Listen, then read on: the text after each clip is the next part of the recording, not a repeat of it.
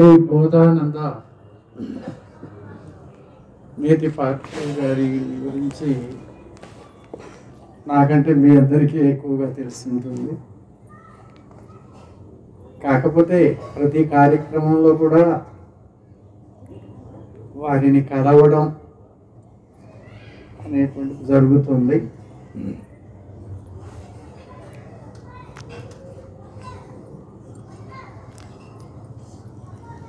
సరే, సృష్టి ధర్మాన్ని బట్టి వచ్చిన వాళ్ళమందరం పోక తప్పదు, అది సహజం. భౌతికంగా లేరనుకోవటం వరకే కానీ ఆత్మస్వరూపంగా మనందరిలో ఏకమయ్యే ఉంటారు. ప్రతి భక్తుడు కూడా గురుస్వరూపమై బ్రహ్మాండ ఐక్యమును చెంది బ్రహ్మాండ స్వరూపంగానే అంతర్భూతమై ఉంటారు.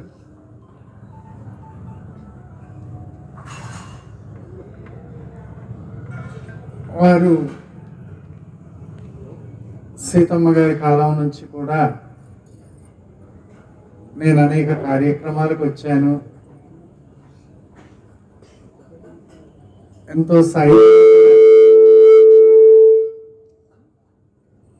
ఎంతో సైలెంట్గా ఆ కార్యక్రమాల్లో ఎంతో వినమ్రతగా ఉన్నట్లుగానే నేను గ్రహించాను.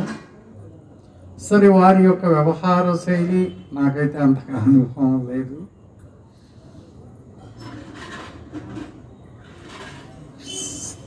ఏదైతే మనం ఏ లక్ష్య సాధన కోసం అయితే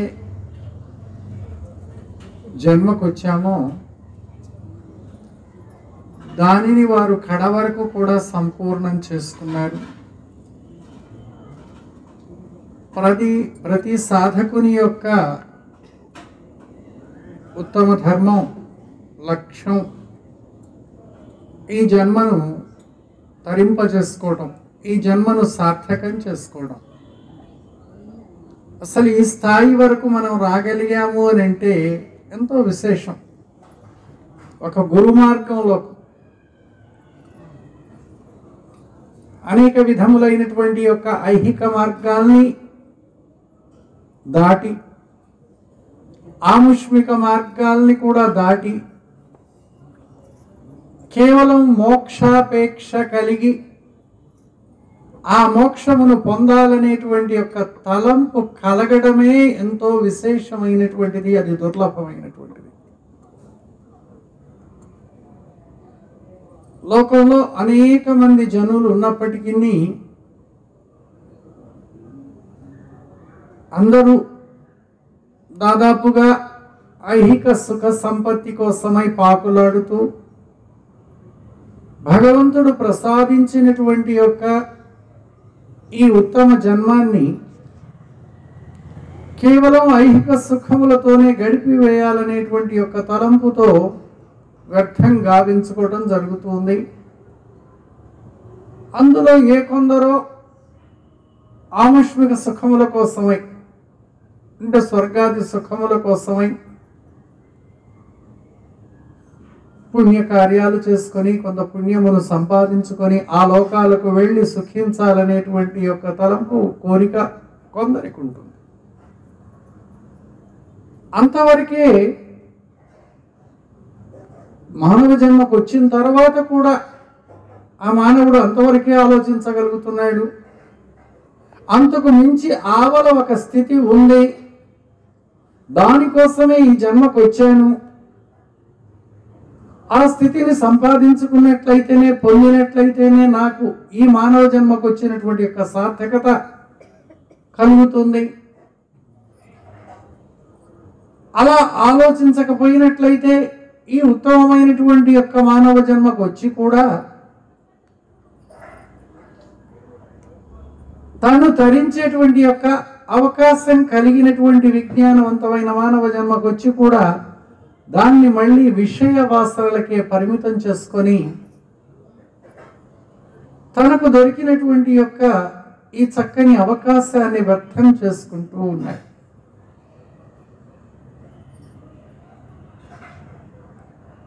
అతో విముక్త్యై ప్రయతేతి విద్వాన్ సన్యస్త బాహ్యార్థస్పృహాసం సంతం మహాంతం సముపేత్య దేశికం తేనోపదిష్టార్థ సమాహితాత్మ. తన విముక్తి కొరకై ప్రయత్నం చేసేటువంటి యొక్క విద్వాంసుడు అంటే మానవ జన్మకు వచ్చిన ప్రతి జీవుడు కూడా, ప్రతి మానవుడు కూడా తాను ప్రయత్నం చేయవలసింది ఏమిటి అంటే తన విముక్తి కోసమే. అనేక జన్మలు ఎత్తుకుంటూ ఆ జన్మల యందు అనేకమైనటువంటి యొక్క దుఃఖములను అనుభవిస్తూ ఏమాత్రము తప్పించుకోవడానికి అవకాశం లేక పరితపిస్తూ ఉన్నటువంటి యొక్క జీవునకు భగవంతుడు ఒక వరంగా ప్రసాదించినటువంటి యొక్క ఈ మానవ జన్మను తాను తరించేటువంటి యొక్క మార్గం కోసమై అన్వేషించకుండా కేవలం ఆహార భయ నిద్ర సంగమాతులకే వర్తింపజేస్తూ పరిమితం చేస్తూ ఈ శరీరమును చాలించి జీవుడు వెళ్ళిపోయినట్లయితే అతడు అధోగతిని పొందుతాడు అని వేమన గారు చెప్పారు. నరజన్మము తానెత్తియు పరమాత్మ నెరుంగలేక, నరజన్మము తానెత్తియు పరమాత్మ నెరుంగలేక పాపాత్ముండై కొరగాని పనులు నర్చిన తిరిగి అధోగతికి నీకు స్థిరమగవేమ. నరజన్మం ఎందుకు వచ్చింది? ఈ మానవ జన్మలో ఈ విశేషమైనటువంటి యొక్క ప్రజ్ఞ తనకు ఎలా ప్రాప్తించింది? ఎందుకోసమై? తాను అనేక జన్మలలో చేసుకున్నటువంటి యొక్క పుణ్య ఫలాన్ని పరిపక్వత చేసుకొని భగవంతుని యొక్క కృపకు పాత్రుడై కోరుకొని ఈ మానవ జన్మకు వచ్చాడు జీవుడు. కేవలం ఈ జన్మలో తాను తరించేటువంటి యొక్క మోక్షమును పొందటం కోసమే, బంధరాహిత్యాన్ని పొందటం కోసమే మానవ జన్మకు వచ్చాడు. కానీ మానవ జన్మకు వచ్చిన తర్వాత కూడా గత జన్మల యొక్క వాసనల ప్రభావం చేత తాను వచ్చినటువంటి యొక్క పనిని మరిచిపోతున్నాడు. దృఢ భావనయా త్యక్త పూర్వాపర విచారణం యథా జ్ఞానం పదార్థస్య వాసనా స ప్రకీర్తిత. జన్మ జన్మల నుండి దృఢముగా అలవాటు పడి వచ్చినటువంటి యొక్క మిథ్యా సంసార వాసన జీవుని చిత్తమునందు ఘనీభవించి ఉండడం చేత వివేకవంతమైనటువంటి యొక్క మానవ జన్మకు వచ్చిన తర్వాత కూడా గత జన్మల్లో ఆ వాసనల వలన ఏ పనులైతే చేశాడో, ఏ పనుల వలన అనేక దుఃఖములను అనుభవించి వాటి నుంచి తప్పించుకోవాలని పరితపించాడో, మళ్ళా తిరిగి ఈ జన్మకు వచ్చి కూడా అవే పాత పనులు అంటే కేవలం పుట్టడం, కొంతకాలం జీవించటం, మరలా తనువును చాలించి జీవుడు వెళ్ళిపోవడం. పశు పక్షి క్రిమి కీటకాదులకు కూడా ఏ ధర్మములైతే సమానంగా ఉన్నాయో ఆ ఆహార భయ నిద్ర సంగమాదుల యందు మాత్రమే వర్తిస్తూ తనకు ప్రత్యేకంగా ప్రసాదించబడినటువంటి యొక్క వివేక జ్ఞానాన్ని కోల్పోతున్నాడు. కారణం గత జన్మల యొక్క వాసనలను దాటి రాలేకపోవడమే. ఆ వివేక జ్ఞానాన్ని మేల్కొల్పుకొనకపోవడమే దానికి కారణం. అందుకే ఇక్కడ వేమన గారు నరజన్మము తానెత్తియు పరమాత్మ నెరుంగలేక తన స్వస్వరూపమైనటువంటి యొక్క ఆ పరమాత్మ స్వరూపం ఎలాంటిది, తానెవరు, జీవుడెవరు, ఈ దేహం ఎలాంటిది, తాను ఈ జన్మకు ఎందుకు వచ్చాడు, ఈ జన్మకు వచ్చిన తర్వాత తాను సాధించవలసినటువంటి యొక్క ముఖ్యమైన కర్తవ్యం ఏమిటి అనేటువంటి యొక్క పూర్వాపర విచారణ చేయజాలక, అలా విచారణ చేయకపోవడం చేతనే పాపాత్ముడవుతున్నాడు అంటున్నారు వేమన గారు.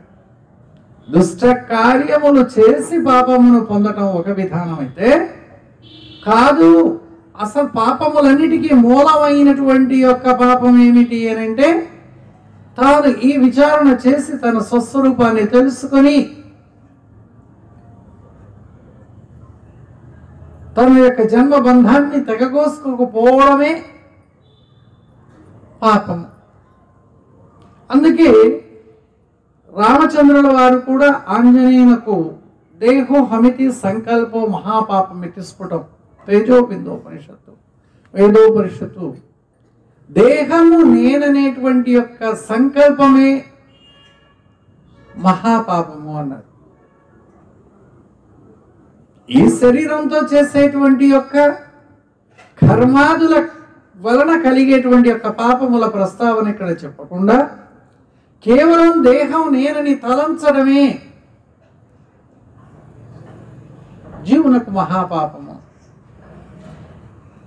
అట్టి పాపము చేతనే అనేక జన్మలు ఎత్తుతూ ఉన్నాడు, అనేక గర్భ నరకాలని పున్నామ నరకాలని అనుభవిస్తూ ఉన్నాడు, అనేక మరణ బాధలను అనుభవిస్తున్నాడు.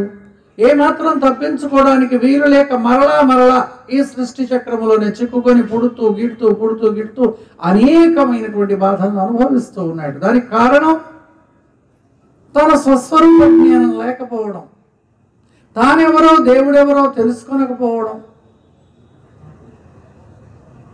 కనుక పాపాత్ముండై కొరగాని పనులు నర్చిన జీవులకు ఈ కర్మబంధం నుండి తప్పించుకోవడానికి ఏమాత్రము కూడా ఉపయోగపడనటువంటి యొక్క పనులు ఈ ధనీషణ ధారీషణ పుత్రీషణాదులు, ఈ ఐహికలోక సుఖములు, అలాగే ఆముష్మిక పరలోక సుఖములు, వాటి కొరకై చేసేటువంటి యొక్క పనులన్నీ కూడా జీవులకు తాత్కాలికమైనటువంటి యొక్క సుఖాన్ని సంతోషాన్ని మాత్రం కలిగిస్తున్నాయేమో కానీ శాశ్వతమైనటువంటి యొక్క పరమశాంతి స్వరూపమైనటువంటి యొక్క మోక్షమునివ్వడానికి ఏవీ కూడా పనికి రావడం.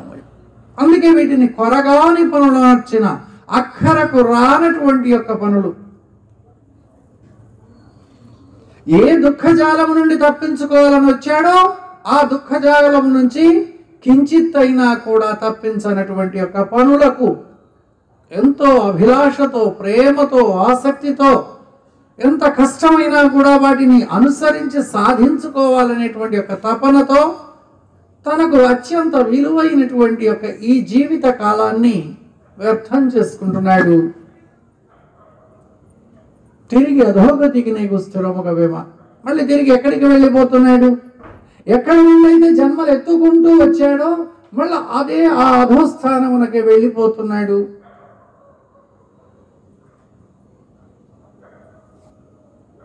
పూర్ణ బోధ కొరకు పురుషులు బహుజన్మ పుణ్యవశము చేత పుట్టవలయు. అనేక జన్మల యొక్క పుణ్యము వలన ఒక్కొక్క మెట్టు ఎక్కుకుంటూ ఈ మానవ జన్మకు వచ్చాడు. ఆ పుణ్యం కాస్త వ్యర్థమైపోయింది. తిరిగి ఎక్కడికి వెళ్తాడు? మళ్ళీ పుణ్యమును సంపాదించుకుంటేనే కదా ఈ మానవ జన్మ తనకు ప్రాప్తించేది. మళ్ళీ ఆ పుణ్యమును సంపాదించుకోవడానికి అంటే మానవ జన్మ రావడానికి కావలసినటువంటి ఒక పుణ్యమును సంపాదించుకోవడం కోసం మళ్ళీ ఎన్ని జన్మలు ఎత్తాలో.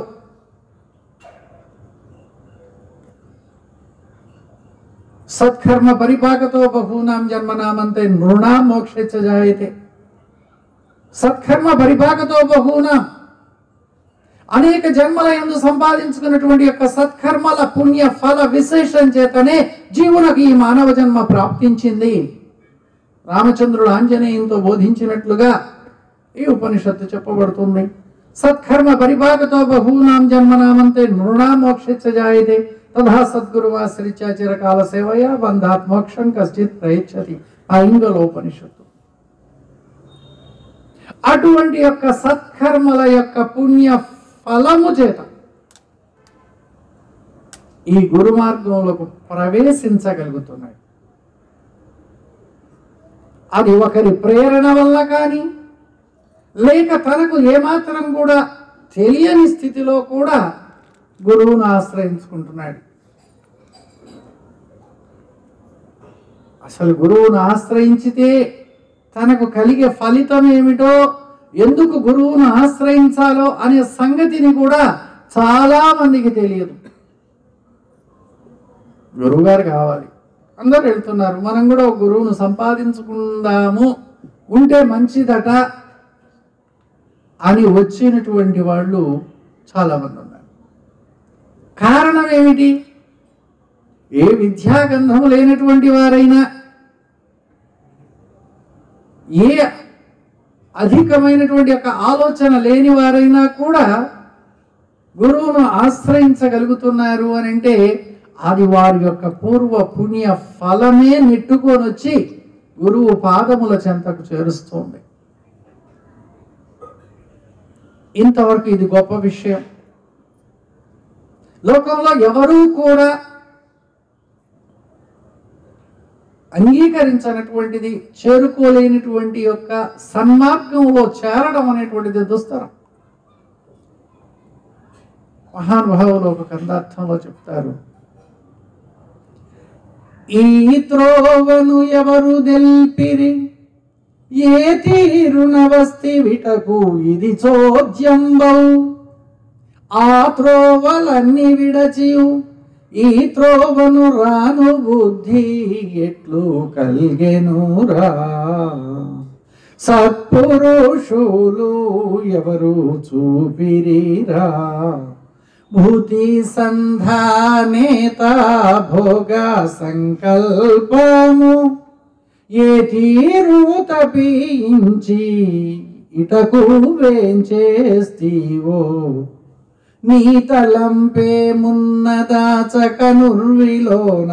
ఈ స్థలంబున భీత పడబోకు నీ నా భేదముడిగే బుద్ధి నీకు ఎట్లు కల్గెనురా, సత్పురుషులు ఎవరు చూపిరిరా, ఈ త్రోవను ఎవరు దెల్పిరి. అసలు ఈ త్రోవకు వెళ్ళమని, ఈ త్రోవకు మంచిదని నీకు ఎవరు తెలియజేశారు? నీవు ఏ తీరుగా వస్తివిటకు, ఏ విధంగా వచ్చావు ఇక్కడికి? ఆ త్రోవలన్నీ విడచియు. లోకంలో ఎన్ని త్రోవలు ఉన్నాయి? ఐహిక మార్గములు, ఐహిక సుఖములను కలిగించేటువంటి మార్గములు, ఆముష్మిక సుఖ సంపత్తిని కలిగించేటువంటి యొక్క మార్గములు లోకంలో కోకొల్లలుగా ఉన్నాయి. అలాంటి కర్మ మార్గాలన్నీ విడిచివేసి వాటిని దాటుకొని ఇదే ఉత్తమమైనటువంటి యొక్క మార్గం, ఈ మార్గంలోనే తాను తరించడానికి అవకాశం ఉంది, ఆ మార్గములన్నీ భ్రాంతి రూపములే, ఆ మార్గములన్నీ తిరిగి జన్మకే హేతు అవుతున్నాయి, తిరిగి దుఃఖానికే హేతు అవుతున్నాయి. కాబట్టి ఆ మార్గములు మీరి ఒక సన్మార్గం, గురు మార్గంలో, సద్గురుని మార్గంలోకి రాగలగడం అనేటువంటిది కేవలం తన యొక్క పూర్వ పుణ్య విశేషమే.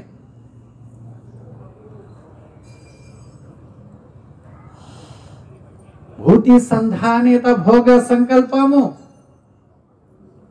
లోకంలో ఎవరికైనా కూడా అత్యంత ప్రీతిపాత్రమైనటువంటిది ఏమిటి అని అంటే ధనిషణ, ధారిషణ, పుత్రిషణ. సారము త్రివర్గము, సారము త్రివర్గము, నిస్సారము మోక్షమంద్రు. కృష్ణ రుక్మిణి సంవాదంలో రుక్మిణి అమ్మవారు అడిగినటువంటి యొక్క ప్రశ్నలకు సమాధానం చెప్తూ శ్రీకృష్ణ పరమాత్మ చెప్పినట్లుగా ఉన్నటువంటి యొక్క సంవాదంలో రుక్మిణి అమ్మవారు అడుగుతుంది, జన్మం వేల వచ్చెను, జన్మము తప్పించుకునేడు సాధనమిక నీ జన్మమున కలదో లేదో, జన్మము రోసితిని ముక్తి సాధన కొరకు. అసలు జన్మ ఎందుకు వచ్చింది, ఎలా వచ్చింది? ఈ జన్మ తప్పించుకునేటువంటి యొక్క సాధనం నాకు ఎలా లభిస్తుంది? సరది జీవునకును సుఖ దుఃఖములు రెండు జన్మ జన్మములకు సంభవించు. ప్రతి జీవునకు కూడా జన్మ జన్మలకు ఈ సుఖ దుఃఖములే వెంటాడుతూ ఉన్నాయి. స్వరది జీవునకును సుఖ దుఃఖములు రెండు జన్మ జన్మములకు సంభవించు. జన్మ వలననేమి సౌఖ్యము గనరాదు. పోనీ ఏమైనా సుఖం ఉందా? పోనీ ఉత్తమమైనటువంటి ఒక మానవ జన్మకే వచ్చాడు. మరి ఈ శరీరంతో జీవుడు వాస్తవంగా సుఖాన్ని అనుభవిస్తున్నాడా? సుఖం కోసమే పరుగులు పెడుతున్నాడు, కానీ ఆ పరుగుల్లో దుఃఖాన్ని అనుభవిస్తున్నాడు. భవిష్యత్తులో రాబోయేటువంటి ఒక సుఖం ఏదో అనుభవించి పొంది తాను సంతోషపడాలని కోరుకుంటున్నాడు. ఆ విధంగానే జీవితకాలం అంతా గడిచిపోతుంది. తల్లి గర్భంలోకి ప్రవేశించినప్పుడు అక్కడ ఘోరమైనటువంటి యొక్క గర్భ నరకాన్ని అనుభవిస్తూ ఉన్నాడు. పుట్టిన తరువాత అతడు పండితుడవుతాడో, పామరుడవుతాడో, రాజవుతాడో, సేవకుడవుతాడో, ధనవంతుడే అవుతాడో, దరిద్రుడే అవుతాడు, ఎవరికి తెలియదు. కానీ ప్రతివాడు కూడా ఒకవేళ రాజుగా పుట్టిన తరువాత రాజు అవ్వాల్సినటువంటి యొక్క జాతకం కలవాడు కూడా ఆ తల్లి గర్భంలో నుంచే రావాలి. ఆ తల్లి గర్భంలో ఉన్నప్పుడు ఆ గర్భ నరకాన్ని అనుభవించాలి. ఆ యొక్క జర అనే మావి పొర నుండి ఆ దుర్గంధపూరితమైనటువంటి యొక్క మైల నీళ్ళల్లో ఉండి అంధకారమయమైనటువంటి యొక్క చీకటిలో చిక్కుకొని అసలు తాను ఎక్కడి నుంచి వచ్చాడో, ఎందుకు వచ్చాడో, ఈ యొక్క జాలం నుండి ఎలా తప్పించుకుంటాడో, ఎప్పుడు తప్పించుకుంటాడో అనేటువంటి ఆలోచన కానీ అక్కడ ఏమాత్రం కూడా అవకాశం లేనటువంటి యొక్క స్థితిలో ఉన్నాడు. అక్కడ తల్లికి కలిగినటువంటి యొక్క జఠరాగ్ని, కామాగ్ని, క్రోధాగ్ని అనే 3 అగ్నుల చేత దహించబడుతూ సతమతమవుతూ అక్కడ తల్లి గర్భంలో తన్నుకుంటూ ఉంటాడు తప్పించుకోవాలని. కానీ సాధ్యం కాదు. ఆ 9 మాసములు నిండి తాను భూమి మీదకి వచ్చేదాకా కూడా అదే స్థితిలో ఉంటాడు. కనుకనే అన్ని నరకాల కంటే కూడా గర్భ నరకము అత్యంత ఘోరమైనటువంటిది, దుఃఖకరమైనటువంటిది అన్నారు. మరి ఈ గర్భ నరకాన్ని మనం అందరం కూడా అలాగే అనుభవించవచ్చు. అది ఎవరికి తప్పదు. మళ్ళా పుడుతూనే జీవితం ప్రారంభమవుతుంది, ఏడుపుతోనే ప్రారంభమవుతుంది. ఇక అక్కడ మొదలుపెట్టినటువంటి యొక్క ఏడుపు మళ్ళీ చచ్చేదాకా అదే ఏడుపు. ఇంత దుఃఖము ఈ వివేకవంతమైన తెలివిగల మానవ జన్మలోనే అనుభవిస్తున్నామని మనం తెలుసుకుంటున్నాం. ఇక పరిమితమైనటువంటి యొక్క తెలివి కలిగినటువంటి యొక్క పశుపక్షి క్రిమి కీటకాది జన్మల్లో ఆ దుఃఖము ఎలా ఉంటుంది మనం ఊహించితే మనకు అర్థమవుతుంది. కానీ ఆ దుఃఖజాలం నుండి తప్పించుకోవడానికి ఎవరికి అవకాశం లేదు. కేవలం ఒక అవకాశం ఉంది ఈ సృష్టిలోని యొక్క సమస్తమైన జీవగణంలో, ఒక్క మానవ ఉపాధిలో ఉన్నటువంటి ఒక జీవునికి మాత్రమే. అది భగవంతుడు ప్రసాదించినటువంటి యొక్క ప్రసాదమై ఉంది. అటువంటి యొక్క సార్థకత కోసమై మనం ఒక చక్కటి గురుమార్గంలోకి వచ్చాం. ఏమిటి గురుమార్గంలోకి వస్తే మనకు కలిగేటువంటి ప్రయోజనం ఏమిటి అని అంటే, ఈ ఐహిక సుఖముల కోసం కాదు, ఈ ధనధాన్య వస్తువాహనముల కోసం కాదు, ఈ భార్యాపుత్రాది సంఘాతం కోసం కాదు. గురుమార్గంలోకి రావాల్సిందే. లేక గొప్ప పుణ్యఫలమును పొంది ఈ స్వర్గాది లోకాల్లోకి వెళ్ళి సుఖించడం కోసం కూడా కాదు. కేవలం తన జన్మ తరించేటువంటి యొక్క మోక్షం కోసం. అందుకే అక్కడ అతో విముక్త్యై ప్రయతేతి విద్వాన్. ఈ మార్గానికి ఎవరు అర్హులై ఉన్నారు అని అంటే, ఎవరైతే తన విముక్తి కొరకై ప్రయత్నం చేస్తున్నారో, ఎవరైతే ఈ జన్మ బంధం నుండి తప్పించుకోవాలనేటువంటి యొక్క కోరికతో కూడుకొని ఉన్నారో వారు మాత్రమే ఈ మార్గంలో ప్రవేశించడానికి అర్హత కలిగినటువంటి వారు. అందుకే భాగవత కృష్ణ ప్రభువుల వారు కూడా తను ప్రారంభంలోనే ఇదే విషయంతో గ్రంథాన్ని ప్రారంభించారు. జనులార జనన మరణములను దృఢగంధోయ జారు లక్షణయుతమై, అసలు ముందు నీకు ఆ లక్షణమే ఉందా, ఈ జనన మరణముల నుండి తప్పించుకోవాలనే కోరికతోనే ఉన్నావా లేదా అని ప్రతి సాధకుడు కూడా తన యొక్క మనస్సులో వేసుకోవాల్సినటువంటి ఒక ప్రశ్న అది. అసలు నేను ఏం కోరుకుంటున్నాను, ఇప్పుడు నేను ఏ స్థితిలో ఉన్నాను, దేనిని పొందాలి, దేనిని విడవాలి అనేటువంటి యొక్క ప్రశ్న తన హృదయంలో దృఢమైతేనే కానీ, ఆ కోరిక బలమైనటువంటి యొక్క కోరిక అయితేనే కానీ ఈ గురు మార్గంలో తాను పొందాలనుకున్నటువంటి యొక్క అంత ఉన్నతమైనటువంటి యొక్క స్థితిని పొందగలుగుతాడు. అందరికీ జయ గురు. మరిన్ని ఆధ్యాత్మిక రహస్యాల కోసం అచల బోధ, ఆత్మబోధ, భగవద్గీత, అలాగే పండుగల్లో దాగిన అర్థాలు, అంతరార్థాల కోసం మరియు యోగము, ధ్యానము మొదలైన అనేక ఆధ్యాత్మిక తెలుగు ప్రవచనాల కోసం క్రింద ఉన్నటువంటి రెడ్ కలర్ సబ్స్క్రైబ్ బటన్ను క్లిక్ చేయండి. అలాగే ప్రక్కనే ఉన్నటువంటి గంట సింబల్ను నొక్కండి. అలాగే ఈ వీడియో మీకు నచ్చినట్లయితే లైక్ చేయండి మరియు షేర్ చేయండి.